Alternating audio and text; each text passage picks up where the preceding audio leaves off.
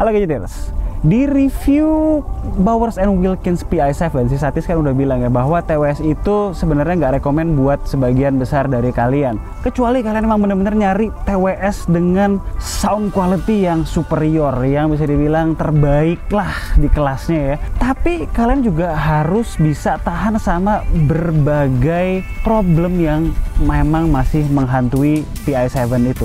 Ya, terutama kalau dipikir lagi harganya itu kan bener-bener ultra premium kan. Nah terus kalau ditanya apa dong yang recommended, kalau kalian memang peduli soal audio dan nyari sebuah TWS yang harganya bisa dijustify oleh overall quality-nya, nih Sony WF-1000XM4. Mungkin soal sound quality bukan yang terbaik, tapi overall package yang dikasih bener-bener terbaik. Yuk kita lihat aja experience gue memakai WF-1000XM4 ini selama sebulan seperti apa.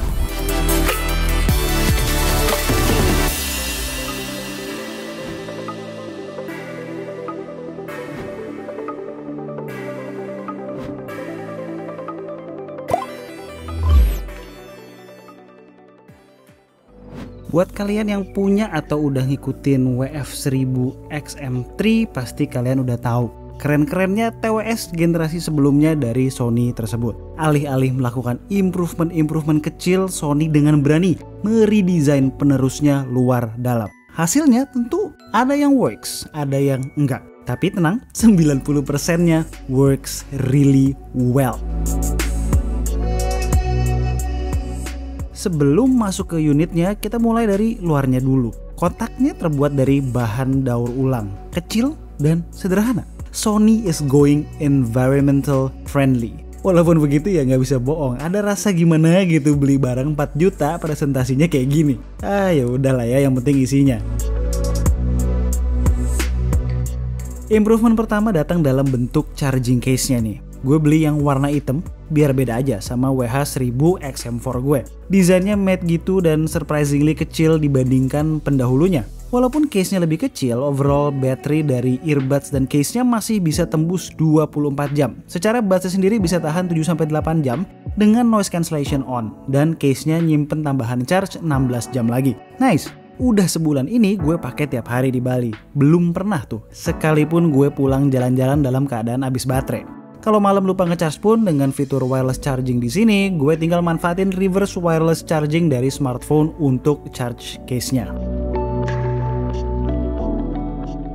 Nggak cuma desainnya yang berubah, buds-nya juga demikian. Dan menurut gue ini satu lagi improvementnya. Sekarang tuh serba ngebulet, finishingnya matte dengan aksen gold di sekitar sensor-sensor dan microphones-nya.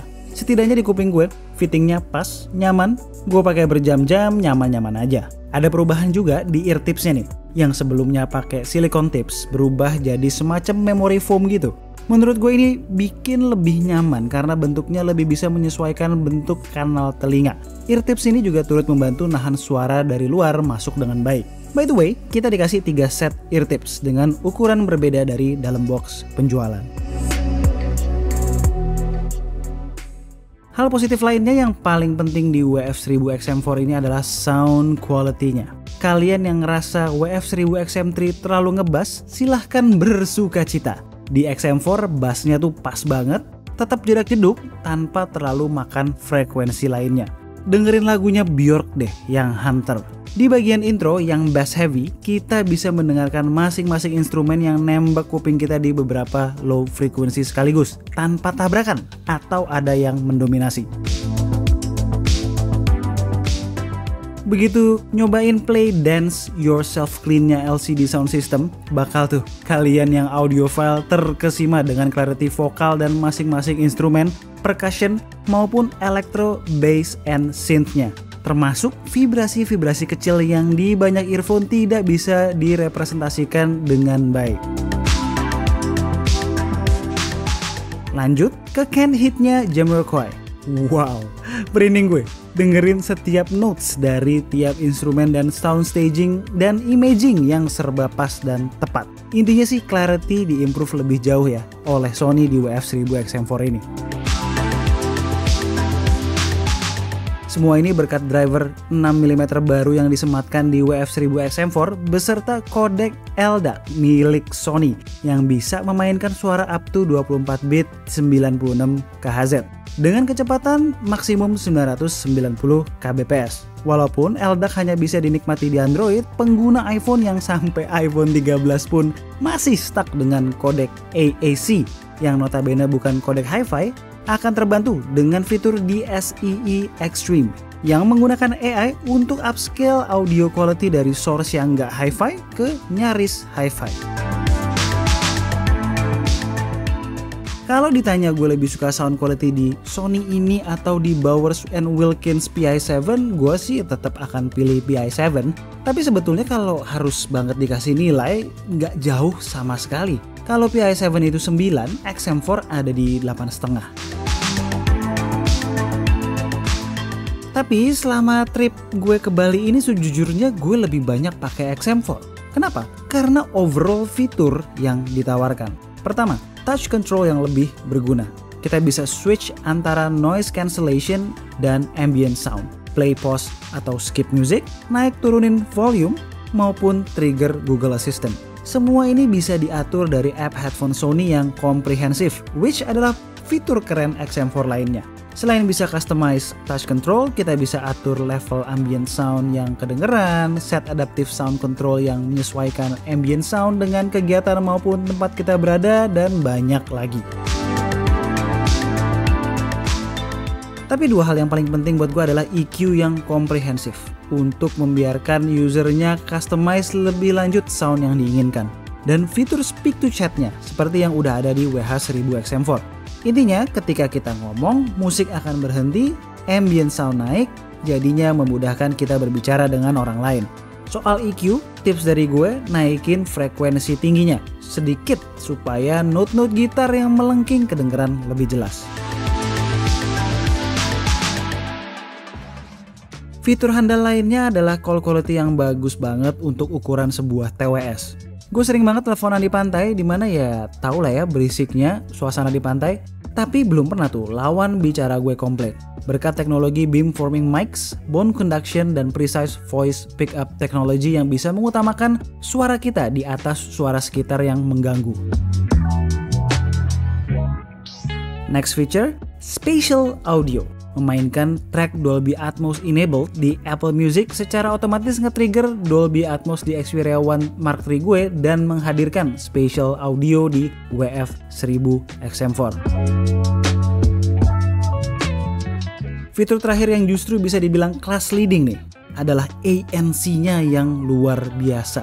Segala jenis suara bisa diblok dengan efektif hasil dari natural sound isolation yang baik dari earphone tipsnya. Bekerja sama dengan ANC yang top. Nyalain ANC ketika lagi bersantai di pinggir pantai efektif meminimalisir suara gemuruh ombak, angin, dan pedagang asongan yang menawarkan dagangan. Ngomongin pantai hampir lupa bilang kalau XM4 ini udah IPX4 yang artinya tahan percikan air ya. Cocok buat yang mau pakai sambil olahraga. Di awal tadi gue bilang WF-1000XM4 ini 90%-nya bagus kan? 10%-nya apa dong? Lebih ke bugs and connection saja sih. Pertama, kodek LDAC walaupun di atas kertas sempurna, di real life nggak gitu. Ada beberapa smartphone kayak Xperia One Mark III yang kalau kita pilih 990 kbps nggak akan bisa play audio tanpa stutter ketika WiFi di smartphone nyala. Jadi harus pilih yang best effort, dimana biasanya akan turun ke 660 kbps atau 330 kbps. Yang sebetulnya masih kalah secara kualitas audio dengan kodek aptX adaptif yang dengan 420 kbps-nya bisa kasih sound quality yang lebih baik versus LDAC non 990 kbps. Kedua, gue masih suka nemuin bug dimana kalau kita copot buds di tengah lagu, lalu pasang lagi, cuma satu buds yang berfungsi. Harus masukin ke case, connect ulang supaya normal lagi. Mudah-mudahan di fix nih via software update supaya jadi TWS yang lebih mendekati lagi ke arah sempurna. Terakhir soal latency ketika gaming, secara cuma menawarkan SBC, AAC, dan LDAC, dan tanpa gaming mode untuk boosting koneksi SBC, XM4 ini latensinya cukup parah kalau buat main game yang kompetitif.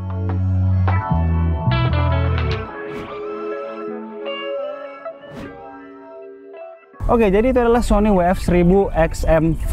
Gini, intinya kalau kalian punya budget 4 juta dan lagi mencari TWS terbaik untuk harga segitu, Sony WF-1000 XM4 ini adalah jawabannya. Bahkan kalau kalian nambah budget pun kalian belum tentu bisa dapat TWS yang se-all-rounder ini. Walaupun cuma beda satu generasi sama XM3-nya, para pengguna XM3 gue tetap merekomendasikan untuk upgrade ke XM4 ini karena peningkatannya lumayan banyak. Sekian aja video dari gue kali ini. Gue Alessa and this is K2G. Tunggu racun-racun kami berikutnya.